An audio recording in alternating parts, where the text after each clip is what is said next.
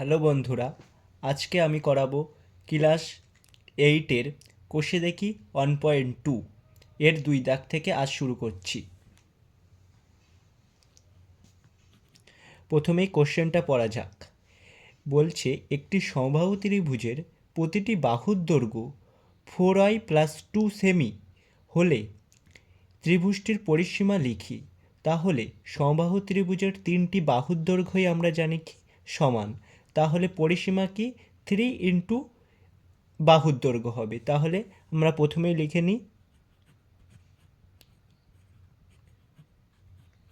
বাহুর দৈর্ঘ্য equal to 4i + 2 semi. তাহলে আমাদের কী চেয়েছে, ত্রিভুজটির পরিসীমা কত। ত্রিভুজটির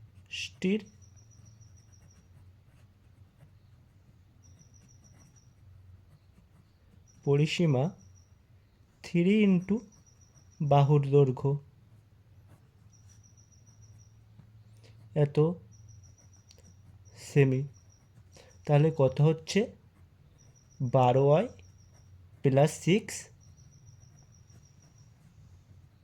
সেমি। এরপরে এটাই হলো 2 দাগের অ্যান্সার। এরপর 3 দাগ। 3 দাগের কোশ্চেনটা প্রথমে পড়ে নেওয়া যাক। একটি আয়তাকার ক্ষেত্রের দৈর্ঘ্য 8x + 3 সেমি এবং প্রস্থ 8x - 3 সেমি। ওই আয়তক্ষেত্রাকারের ক্ষেত্রফল লিখি। তাহলে আমাদের কাছে জানতে চাইছে ওই আয়তক্ষেত্রের ক্ষেত্রফলটা কি হবে। তাহলে আমরা প্রথমে আয়তক্ষেত্রটার ছবিটা একটু দেখে নিই। দৈর্ঘ্যটা বলে দিয়েছে 8x + 3y এত সেমি, আর প্রস্থ কি বলে দিয়েছে 8x - 3y সেমি। তাহলে আমরা আয়তক্ষেত্রের ক্ষেত্রফল কি জানি, দৈর্ঘ্য ইন্টু প্রস্থ। অতএব আয়তক্ষেত্রের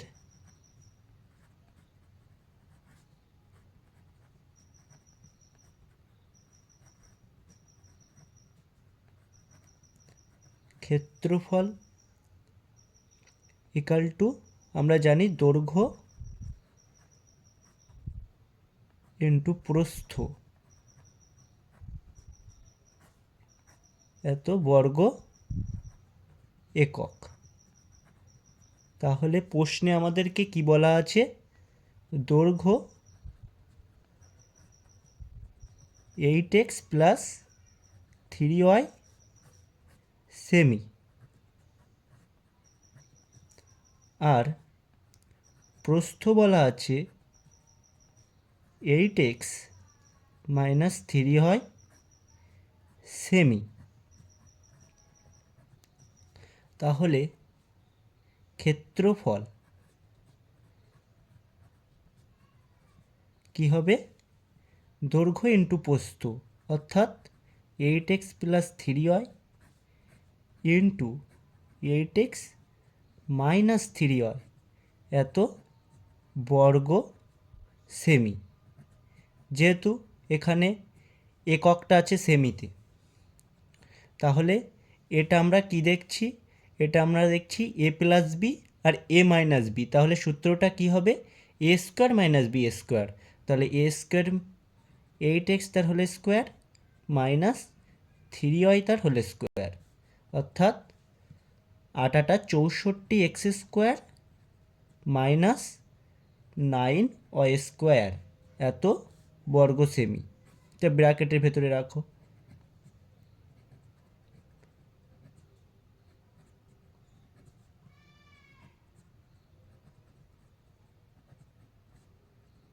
এটাই হচ্ছে অ্যান্সার।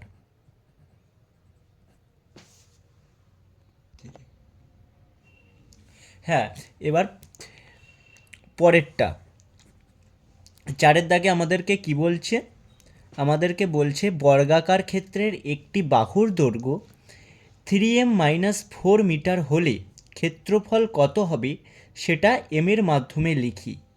এবং এম এর মান কত হলে ওই বর্গাকার ক্ষেত্রের পরিসীমা 8 মিটার হবে হিসাব করে লিখি। তাহলে এক্ষেত্রে প্রথম অংশটুকু আগে করার চেষ্টা করি।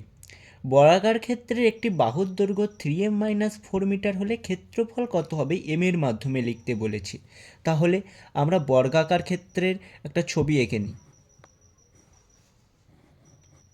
বর্গাকার ক্ষেত্রে প্রত্যেকটি বাহুর দৈর্ঘ্য কি সমান, তাহলে এটাও 3m-4 দৈর্ঘ্য প্রস্থ কি সমান হবে এত মিটার মিটার, আর এটাও কি 3m-4 মিটার।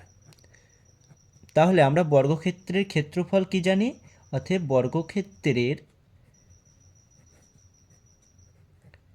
ক্ষেত্রফল ইকালটা আমরা কি জানি, ক্ষেত্রফল সমান জানি আমরা বাহু স্কয়ার, অর্থাৎ দৈর্ঘ্য ইন্টু প্রস্থ, অর্থাৎ এখানে দৈর্ঘ্য আর প্রস্থ সমান হয়, সেক্ষেত্রে আমরা জানি কি বাহু স্কয়ার, বাহু তার স্কয়ার এত বর্গ একক। এক্ষেত্রে প্রশ্নে আমাদেরকে বাহুর দৈর্ঘ্য দিয়েছে, বাহুর দৈর্ঘ্য দিয়েছে কত 3m-4 মিটার। তাহলে ক্ষেত্রফল কত হবে, অতএব ক্ষেত্রফল সমান কত হবে বাহু স্কয়ার, অর্থাৎ এটা 3m হবে, 3m-4 তার স্কোয়ার এত বর্গ মিটার। এক্ষেত্রে প্রত্যেকটার ক্ষেত্রেই এককগুলো মাথায় রাখতে হবে। তাহলে এটা ক্যালকুলেশন করলে কত আসবে, 9m² a-b তার হোল স্কোয়ারের সূত্র -2ab, অর্থাৎ 2 3 6, 6 4 24 m প্লাস 4 স্কোয়ার মানে 16 এত বর্গমিটার।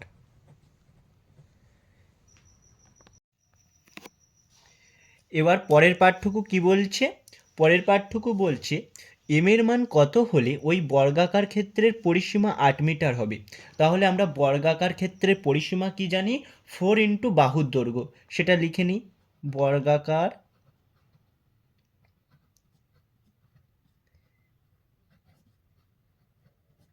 ক্ষেত্রের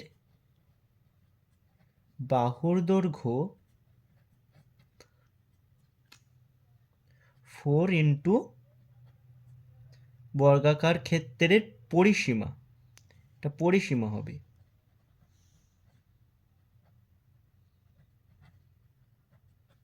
পরিসীমা 4 ইন্টু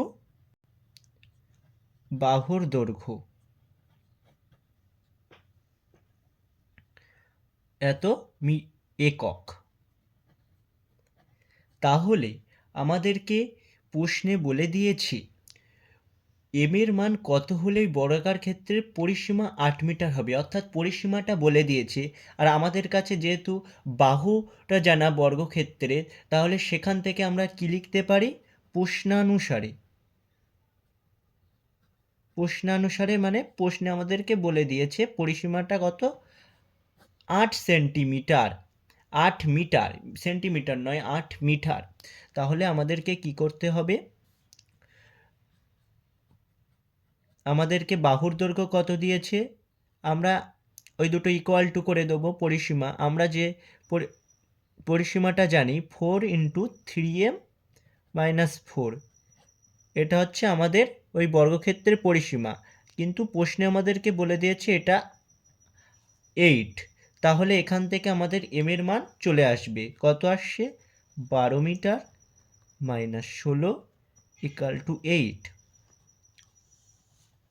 তাহলে এখান থেকে কত আসছে 16 ইন্টু 8 24, তাহলে এম এর মান আসছে 2। তাহলে কি লিখতে হবে, এম এর মান কত হলে বর্গাকার ক্ষেত্রে পরিসীমা 8 মিটার হবে, অতএব m = 2 হলে ওই বর্গাকার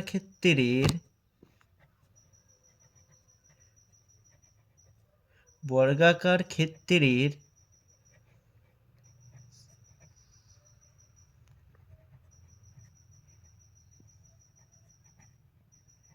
পরিসীমা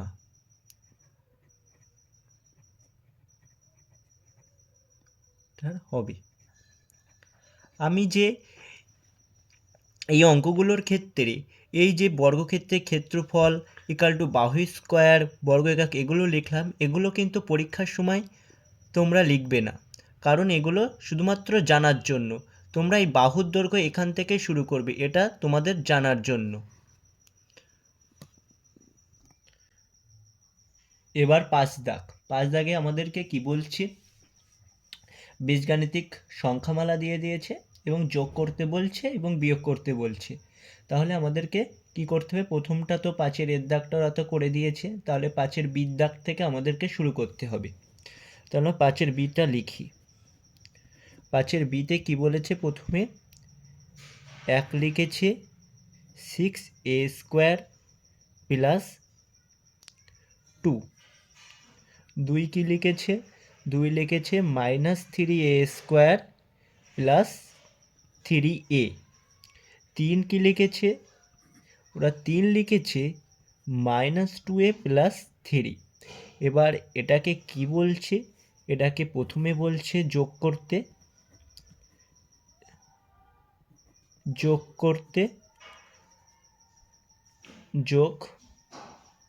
প্রথমে যোগ তারপরে বিয়োগ। তাহলে এই 1